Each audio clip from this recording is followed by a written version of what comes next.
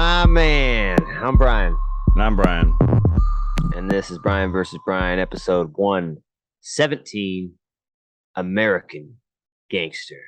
We're going classic. We're going old school. I guess it's old school now. It's not that long Yeah. ago. Old schoolish. A classic director. Maybe you've heard of him. His name's Ridley Scott. Hello. Maybe you've heard of him. A little movie called fucking Spaceship with an Alien on it. Alien Covenant. His best movie. Maybe you've heard of a little thing called Prometheus. Have you? You heard of it? It's got alien in it. What's the point of those movies? I'm going to tell you in the end. Okay? It's all going to connect. Don't you worry. It's going to make so much sense. American Gangster 2007. Semi-biographical crime film. Ridley Scott, written by Steven Zalian. I don't know. What's this guy written? Ooh. I think he did Moneyball, didn't he? He's written some stuff. Here we go. I don't know if he wrote them, but all this stuff is on his thing. Here I got Awakenings, Gangs in New York, Moneyball, The Irishman. Those are all pretty good. Yeah, those are all really good. A little long, but good. He likes to write. He likes to write 180-page scripts. All right. So, Frank Lucas, an American gangster from LaGrange, North Carolina, who smuggled heroin in the United States during the Vietnam War before being detained by a task force led by Detective Richie Roberts, FBI. So there's a lot of big names in here. We got Denzel, Russell Crowe, of course. Ted Levine, John Ortiz, Josh Brolin. Chiwetel Ejiofor. I don't know how that guy's pretty good though. I like him, yeah. Norman Reedus is in it. I forgot about that.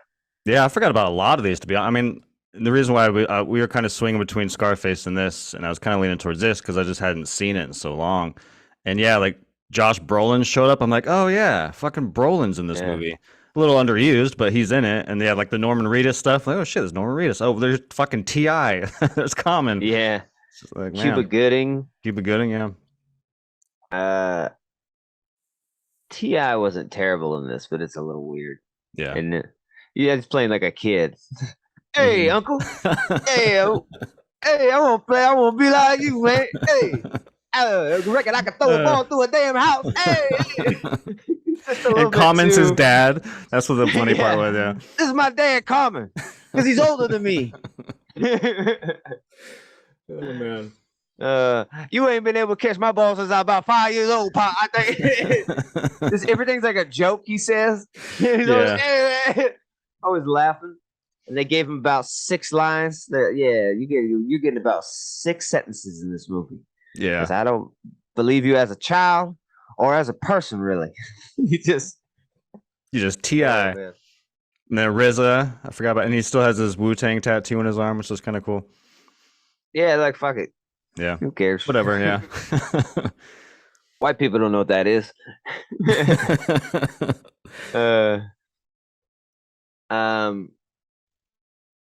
Development initially began in 2000. That's a long time before it started, eh?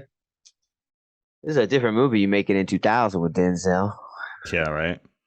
That's it. Bringing the heat. Because of the film's rising budget, let's say, first off, the budget is well spent. This is one of the best period pieces I've seen. Like, looking at it, cars are excellent, props, clothing. It's not like a bunch of CG backgrounds. It looks like they did a lot of set dressing and things to try and make it look real. I don't know what they did. During some scenes, there's like all these old cars driving by.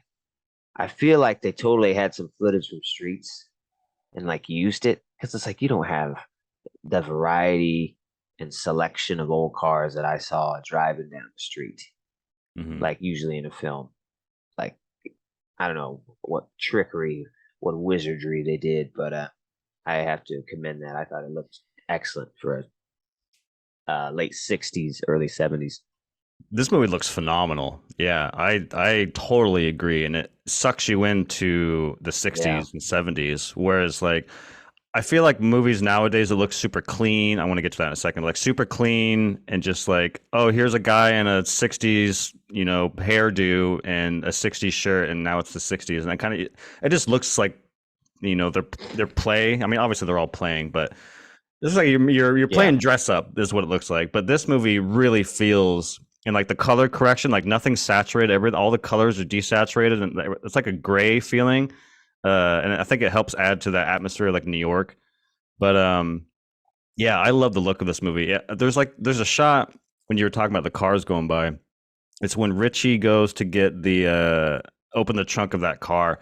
There's like a wide shot, and you see the building, and like all the cars lined up on the sidewalk are all from that era, and everyone walking by is dressed up. It just looks and feels just like the '60s, and they did a really good. I don't know yeah. if they just like blocked the whole street off. Maybe that's what some of this budget went to. Blocked the whole street off in New York and just filmed for a couple hours, but whatever they did, it looks awesome. That's pretty rad. So it starts. He's like the driver for Bumpy Johnson. Man, I know Bumpy Johnson. Bumpy Johnson. Who is he? He's like God, that actor. What is he? I He's just just remember him from from Tales from the Hood. He plays like yeah, yeah, the yeah. crypt That's what I keeper was like. guy. Yeah, the Hey, crazy white hair. homies. Yeah, yeah. And this one, he's like a nice old drug dealing dad, Hmm. giving out turkeys and stuff. He's his driver, Bumpy Johnson, teaching him the game. And then they go inside some kind of like fucking, I don't know what the fuck, Radio Shack. He has a heart attack. Call an ambulance. I love that. Yeah, yeah. Even that store, just in that store, I'm like, God dang, this is a fucking, it's a good looking store. Hmm. It's like, damn, did you find some old store that shut down in 1970 and never reopened? It's just really cool looking stuff. Uh, so then he's put in this position, Frank Lucas, where he's kind of got nothing now. His drug dealing, his Heroin. master has died. Yeah. Yes, and now he's kind of like a Jedi forced to find his own way to be a master. Huh? Mhm. We're gonna connect it back to Star Wars. Um, so, and there's some pretty cool stuff.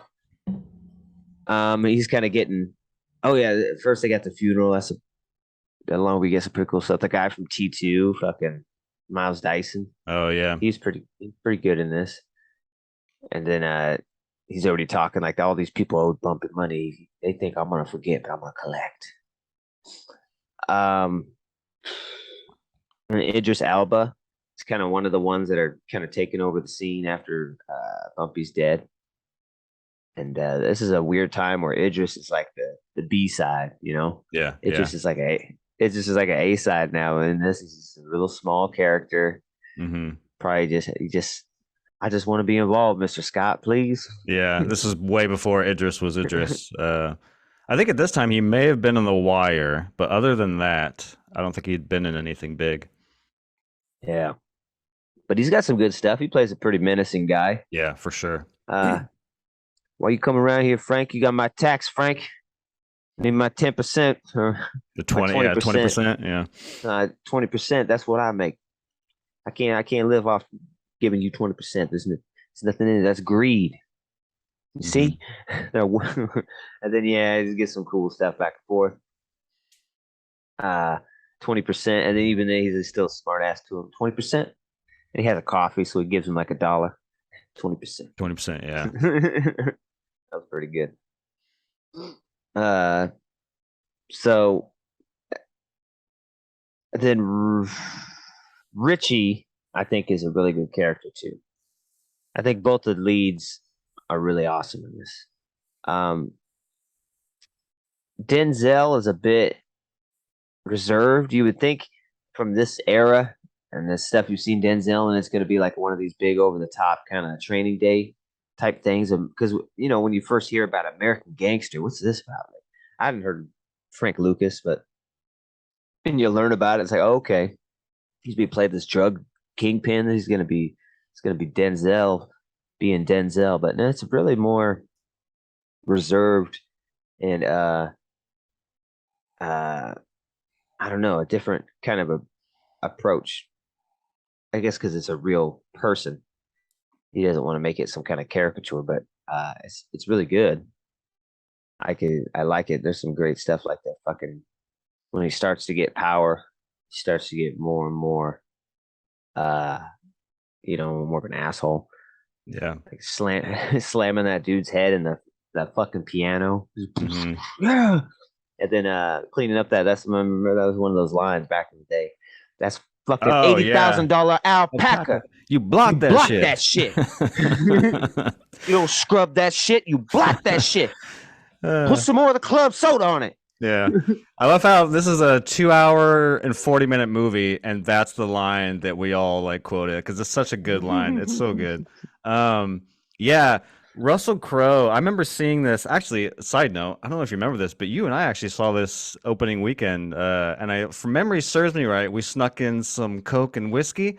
I definitely remember you and I drinking during this movie back in the day, back in 2007. Um, but aside from that, like I was excited for the movie for that reason, where it's like, oh my god, we get to see Denzel be a fucking gangster kingpin. I was Mhm. expecting like the Joe Pesci type of over the top, and it kind of starts that way. The opening scene of the movie is him lighting up a cigar while this guy's bloody in a chair, and he just like sets him on Oh yeah, fire and then like yeah. unloads his gun on him. You're like, oh shit, here we go.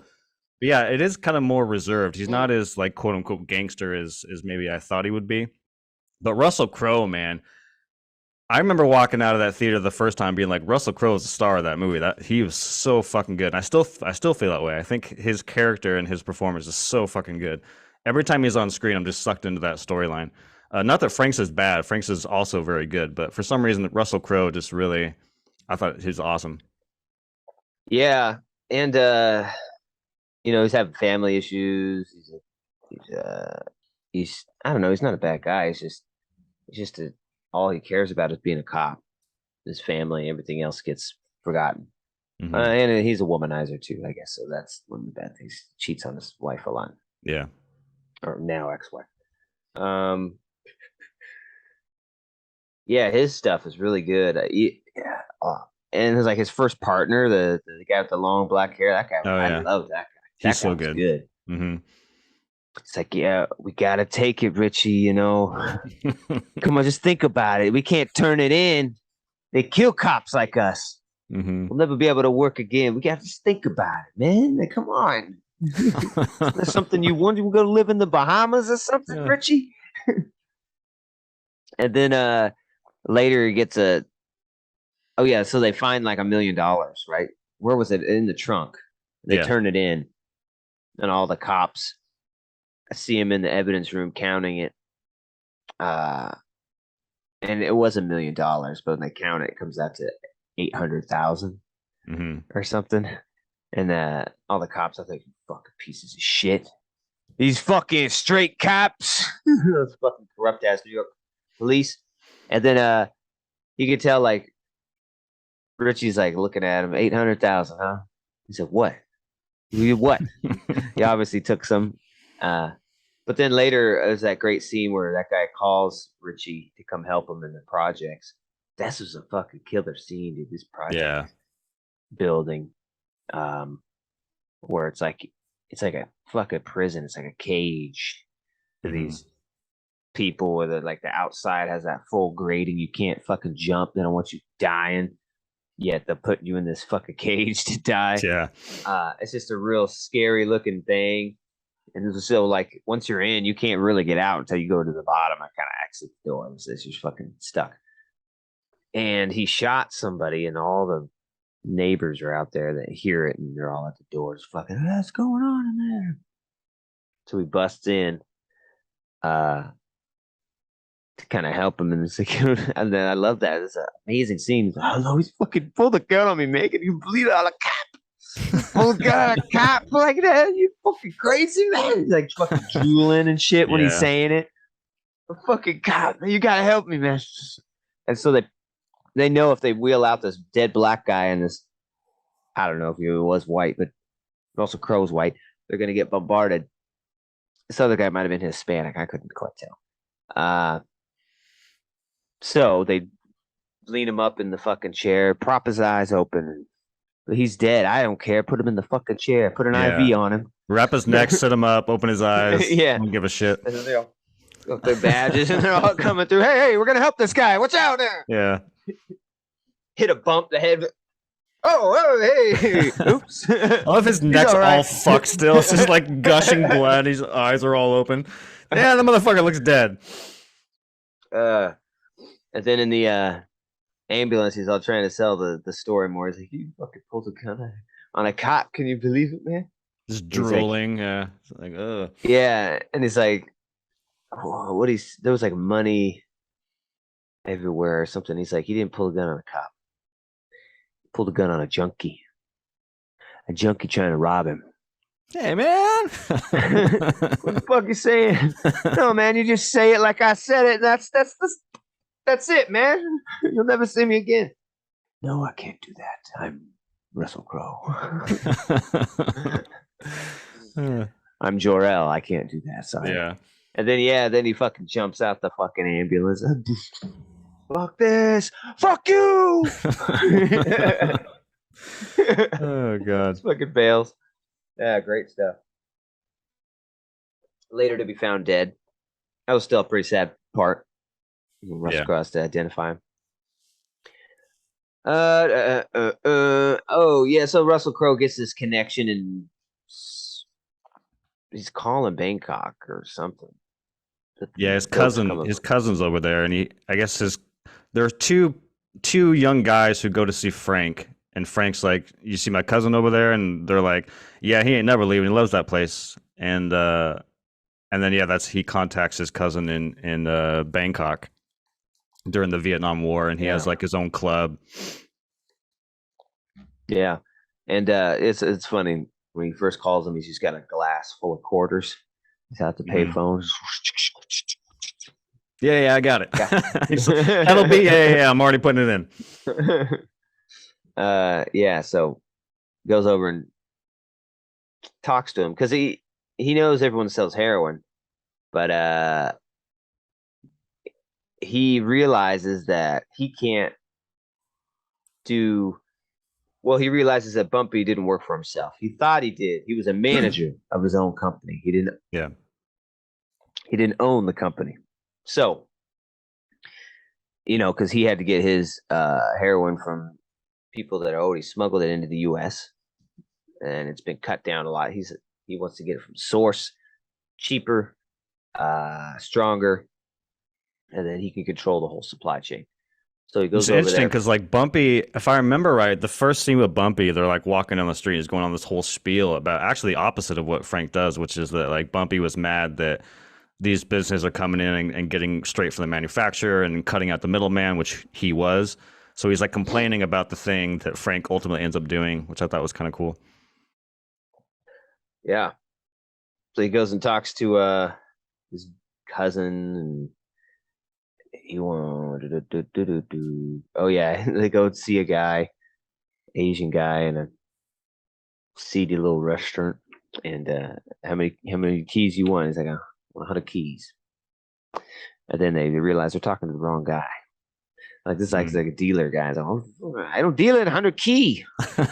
not here. So it's like Frank needs to see top guy. So it's like, I want to go into this. I want to go see the guy. He's like, you want to go into the fucking jungle? It's like, yeah, the jungle. Right now, or fucking people are Viet Congs. They got mosquitoes that'll kill your ass, man. I want to go. Let's go then, my man. Mm-hmm. And then head out into the jungle. Some really cool shots of them, like on some fucking, little fucking rafty boats floating through. And they get there and they're cooking up that good old Asian dope. Big old woks. Mm-hmm. And they got that Asian guy who's really cool. Uh, how do you plan on getting it back to the U.S.? It's like, you don't need to worry about that. I do need to worry about that. Okay.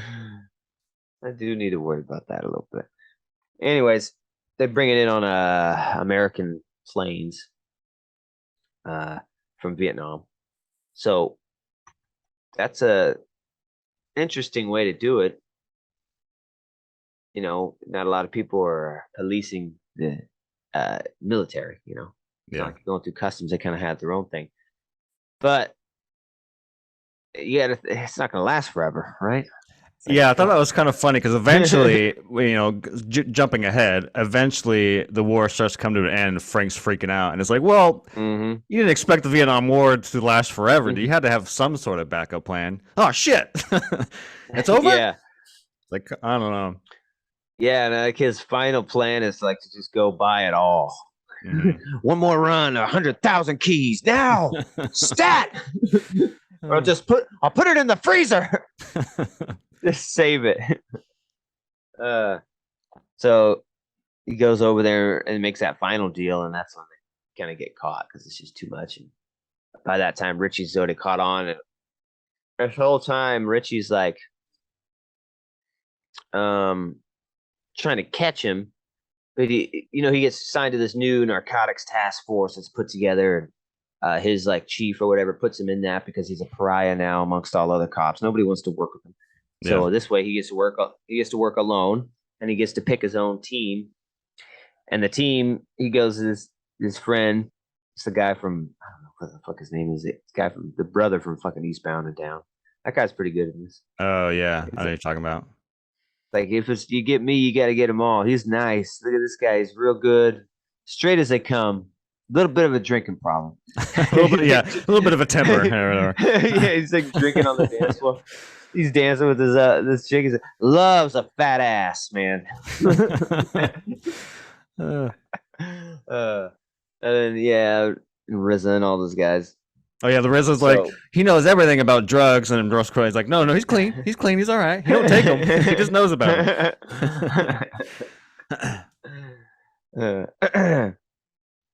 And so that's his team. And then all the while, there's this other like group of police that are like concentrated around Josh Brolin, who are like these corrupt enforcer police who tax all these guys and get their cut.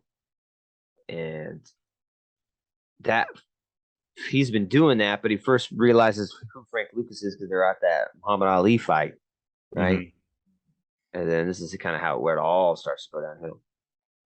Is Frank is very laid back. He actually he kind of ripped into his brother for dressing all like, what's that other drug dealer's name who's in it?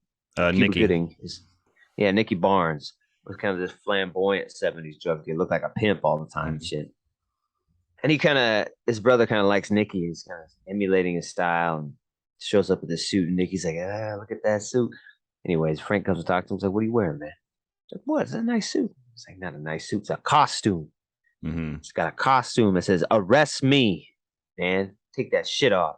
The loudest man in the room is the weakest man in the room, or whatever it was. Yeah. Yeah. And then, so, getting a little foreshadowing here, his wife buys him this, like, what was it? Like a chinchilla? I think it was a mink or chinchilla jacket. Yeah. And he wears it to the fight. And he's like sitting in front of like celebrities and shit. Josh Brolin notices, who is this guy? How did he get so close to the fucking ring? And he's like shaking hands with Sonny Liston or whoever Ali was fighting, all this other shit. And so he gets noticed by Brolin. I think the other guy notices him too. Yeah, like Russell Crowe and Brolin kind of notice him at the same time. Yeah, because he's like, wow, this guy's like, he's got better seats than Nicky Barnes and all this other shit, and they're all putting two together. So Brolin kind of shows up, and he pulls him over, right? Yeah, on their fucking wedding day. Oof. Oh yeah, on their wedding day. That was the rough one. Now, yeah, and he's like, now, officer, I'll remind you, this is the most important day of my life, so I'd be careful what happens. And he's like, yeah, you be careful. And then he's like, you know, some guy in a fucking $200,000 jacket has never even bought me a fucking cup of coffee. There's a problem there. Okay. You pay your taxes or whatever you ask them. Yeah, you pay your taxes, Frank? Taxes. That's funny because you ain't never paid me. How much do I owe you? Yeah, something like I don't remember Special. what I just something about special. Yeah, I just remember Josh Brolin saying, "How do you know how much I am worth? You don't even fucking know me, Frank." You see this badge? It says Special Narcotics Division. I'm special. Mm-hmm. And he gets, I want $10,000 every month delivered into this like bank account. It's pretty good. He's a pretty good enforcer bad guy. Yeah, he's pretty intimidating. Pretty awesome. And then he's got the fucking Shelby Mustang that just came out, like the 69 or 68. Frank's like, that's a nice car. Anyways.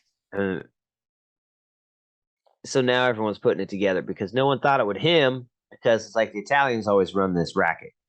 And now we got this black guy running it. Like Bumpy was involved in it, but he didn't run it, so they didn't imagine.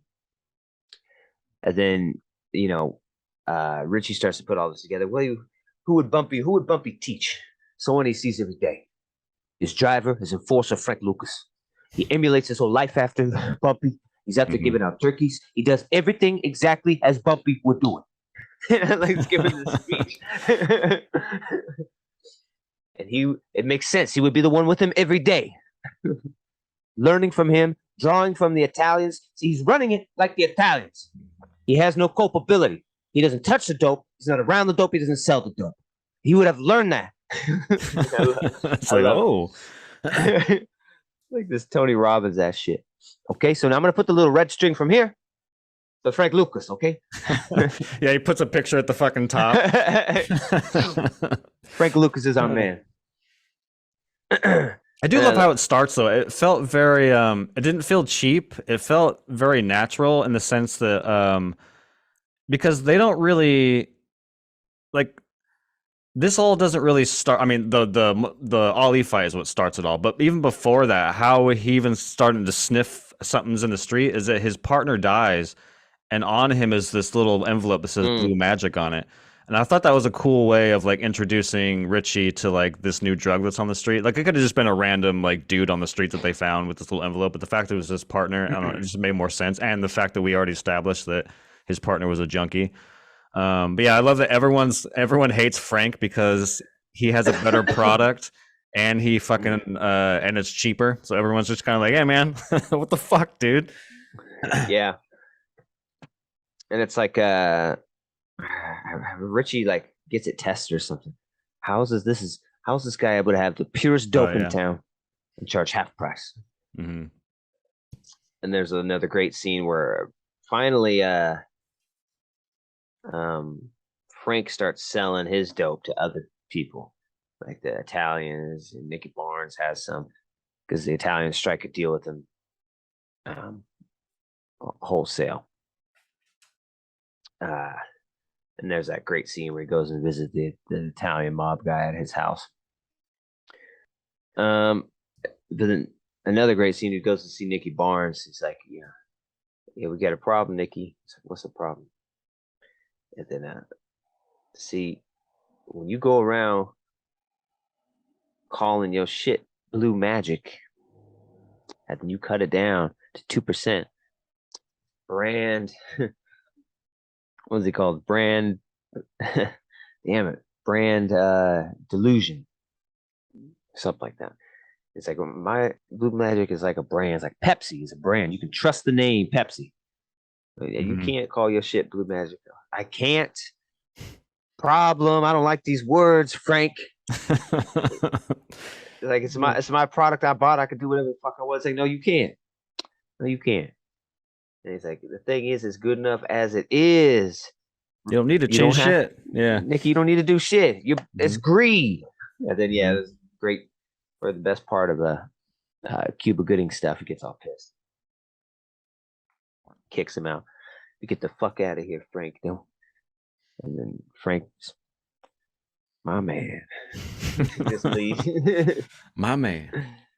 So he's calm when he needs to be, but when he isn't, he isn't. Because now he's in charge of the game, and then he's brought in all his brothers and shit from Alabama or wherever. Like he said, North Carolina. North Carolina, yeah. Yeah, and I like how he calls him up. Hey, Frank's on the phone, Mama. Ain't heard from Frank in 20 years. Like he's fucking. You don't give a fuck about none of them until he's like the top. It's like you had money. You were second. You were working right with the guy. Like you didn't give a fuck about none of them. And all of a sudden, move him out of here. Let's go. So to the point he doesn't even recognize his name. He's like, Frank who? Your brother. He's like, oh, Frank. Yeah. Prove it.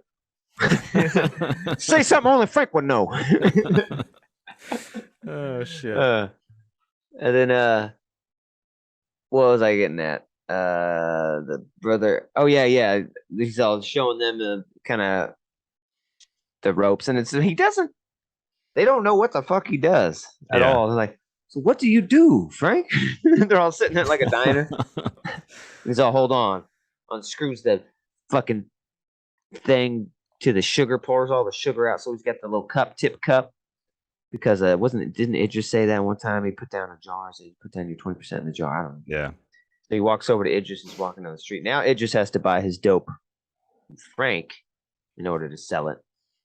And apparently he hadn't been paying. And he has to pay him 20% of his sales too. Now, he sees him on the street. I don't remember what he said, but something to the effect of, have you given me my 20%? I need that 20%. Here you go. And he sets down the cup, right? I don't know. He didn't set down the cup, right? He didn't do that till after. Till after, yeah. Yeah, but he comes up to him and he asks for it, and he says, "Man, fuck you, Frank." He just gets lippy, and then Frank pulls the gun on him. Broad daylight. It was broad daylight in the middle of New York, and then and he just, "Oh, you gonna shoot me here in the fucking streets, Frank?" Pop, pop. Boom. Yeah, motherfucker. And then he puts the cup on his chest. What do you put, like $1 in it? Puts the gun on his chest. You're gonna leave the gun with the fingerprints and all, baby? Goddamn. That's what I thought too. Is like, oh, there's your finger, and then it does show him like pick up the gun as he's walking. I'm like, oh, okay. I thought I had you there for a second there, movie, but I'm like, there's your fucking fingerprints are all over it. Yeah, I was like, why would you? The gun's still good. It's not like a one use. Like a rich dude that I get a new gun. I shot it already. It's not fresh. Okay. Yeah, then it goes back to his brother, sits down, and goes, "What was I talking about again?" And everyone just quiet. Yeah. It's like, you just murdered somebody in front of us. We're from North Carolina. We're not used to this New York life. Oh man. So many of the people portrayed, including Roberts and Lucas, have stated that the film took too much creative license with the story. Yeah. And 3, I don't know what the fucking real story is. I think it's just enough creative license. Could have used a little more. 3 former DEA agents sued Universal, claiming the agency's portrayal was demoralizing. Yeah, well, I mean, it's the fucking 70s. Y'all were fucking pretty corrupt. Yeah. Because I think by the end of the film, it says, due to the cooperation of Lucas and Roberts, 1/3. Yeah, or 3/4. I think it said. Oh, I think it's 3/4. I was like, holy shit. It's fucking 3/4 of New York's like drug police were indicted. I was like, oh, yeah, crazy. So kind of they catch up to him, and by the end of it, he gets caught. He I love the arrest scene finally at the church. This is Yeah, they so get him at good. the church. And he walks out and they kind of shoo his family back in and close the doors. Hey, Frank. And just he looks down the street and it's just all fucking blocked off. Mm-hmm. And it's like they're ready to go to fucking war. It's like it's one guy. You know, it's just him and his family, how he rolls. It's like, did you Yeah. really have to do all this? It's just for show, but it was cool. And they take him in, and they start the process of prosecution. Oh yeah, by this time, Richie is like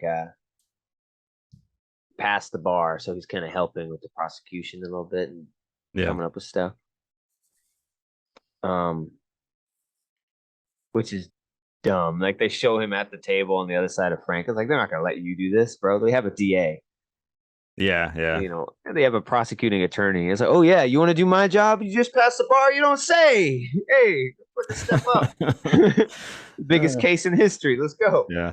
Or when he tells his lawyers to leave the room, I'm like, I don't know about that. Most lawyers be like, don't say anything without us. That's the one rule you do. You don't say anything without us. And he's like, yeah, get out of here. I don't know about that. Yeah, and they have that great back and forth, and he's like, I don't remember how. Oh yeah, when Frank was like, "Is it true you gave back $1 million?" Okay, and then they have this back and forth about I don't know why, but Richie wants the bad cops. He's like, "You want me to give you?" I was like, "They aren't me. They aren't me. They aren't my people." Yeah. Yeah, and then Henry gets pissed and knocks his fucking coffee over to the side about something. And then Richie offers him this deal and slowly slides over his coffee to him. Yeah. That was a good scene. And then finally, when he's kind of like Frank is reading the room, and he's like, "Okay, I really hate that fucking Josh Brolin guy." Kind of Mm-hmm. slides the coffee back to him. There you go, checkmate. All right, here we go. I forgot there was that great scene on Thanksgiving where there's a knock at the Josh Brolin guy's door, and then there's a turkey in a cage. Yeah. And it looks out at his car, and car blows up. And the next time he sees him, he's like, threatening me and shit. And Frank's like, "How would you like it to be your house next time, motherfucker?" Yeah. Oh, shit. So then we get to the end. Anyways, Frank Lucas cooperates. We see this thing of all these cops they took down. We don't get a very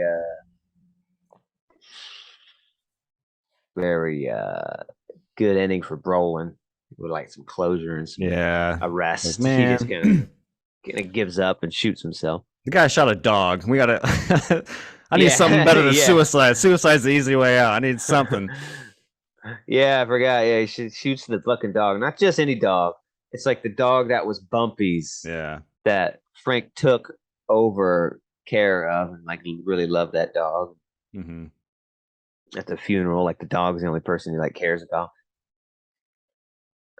Yeah. So and then I watched the extended edition. It's got some extra stuff in it. I don't know how much because it said this was extended, so I don't know how much of it was extended, but I can't remember the theatrical cut. But in the end, they let him out in 1991. Yeah.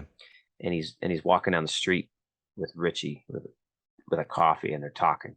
So it's good because I watched the theatrical. The movie ends with him just standing there. I think Public Enemy starts playing, and it just cuts to black as he's just standing outside of the jail. Huh. Yeah, so they're walking a bit. It's like a minute and a half, and he's holding his coffee real fucking weird, dude, like this the whole time. He's old. And he's walking like this. I was like, why is he fucking holding it like that? What are they trying to say? All of a sudden he's crippled or something? I don't know. Yeah. But they're walking around. He's like, I don't know how I'm gonna live in this world, Richie. I don't know what I'm gonna do. So you think I'm gonna let you starve? It's like, I can make one call, be at the top again. He's like, don't do that. Don't do that, Frank. Some other shit like that. Oh yeah, and they run into some gangsters. some '90s gangsters like, oh hey motherfucker, bumped him and he turns him,